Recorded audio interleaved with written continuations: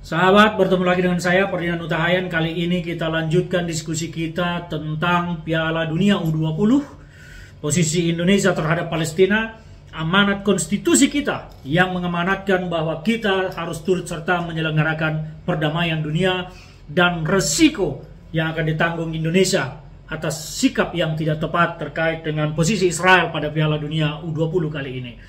Bung Karno benar pada tahun 1958 menginstruksikan agar timnas Indonesia tidak bertanding melawan timnas Israel sebagai bentuk dukungan terhadap kemerdekaan Palestina. Betul, pada saat itu Palestina belum merdeka dan kita memang harus melakukan segala upaya bisa kita lakukan agar Palestina merdeka, baik dalam tekanan politik, dalam tekanan segala bidang. Wajar dan lumrah saat itu, apalagi Indonesia masih negara yang baru merdeka juga. Sikap Bung Karno harus kita akui pada saat itu tepat. Tetapi kalau kita melihat sekarang, apakah sikap seperti itu masih akan tepat? Saya pikir tidak lagi relevan sikap yang sama dilakukan sekarang. Karena apa?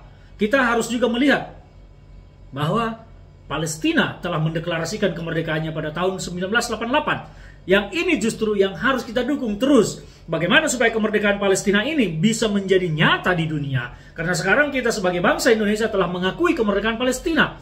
Meski belum semua negara mengakuinya. Tetapi upaya terbaik yang harus kita lakukan adalah melakukan jalur diplomasi terhadap negara-negara di dunia agar semua mengakui kemerdekaan Palestina.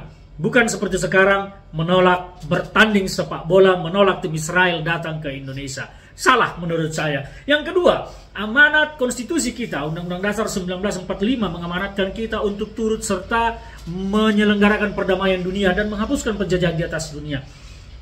Apakah dengan cara memusuhi Israel adalah bentuk menyelenggarakan perdamaian dunia?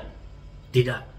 Apakah dengan cara menolak tim Israel sebagai bentuk dalam mendukung penghapusan penjajahan di dunia? Betul. Tetapi kita harus melihat apakah langkah yang harus kita lakukan ini baik terhadap Indonesia. Nah, kalau kita melihat sekarang dibatalkannya undian terhadap penyelenggaraan Piala Dunia U20 di Bali tanggal 31 yang nanti yang direncanakan, ini kan dibatalkan. Ini akan merugikan Indonesia. Karena apa? Indonesia akan mendapat sanksi keras dari FIFA. Resikonya nama Indonesia akan buruk.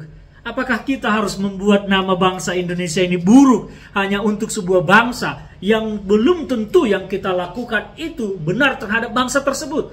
Apakah menolak tim Israel ini sudah benar yang kita lakukan? Bahkan Dubes Palestina menyatakan tidak masalah bagi mereka kehadiran timnas Israel di Indonesia. Tetapi mengapa kita harus mengambil langkah mempertaruhkan nasib Indonesia hanya untuk Palestina? Cara itu salah. Jangan kita merusak, mengotori nama Indonesia di kancah internasional hanya untuk negara lain. Ini sikap yang salah. Kita boleh mendukung kemerdekaan Palestina dan harus mendukung Palestina merdeka dengan cara yang tepat.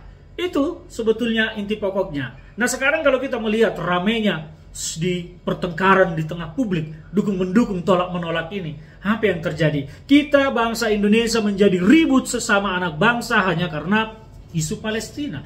Padahal apakah keributan kita ini menguntungkan Palestina? Sama sekali tidak. Apakah keributan kita ini menguntungkan Israel? Sama sekali tidak. Tapi yang pasti merugikan Indonesia.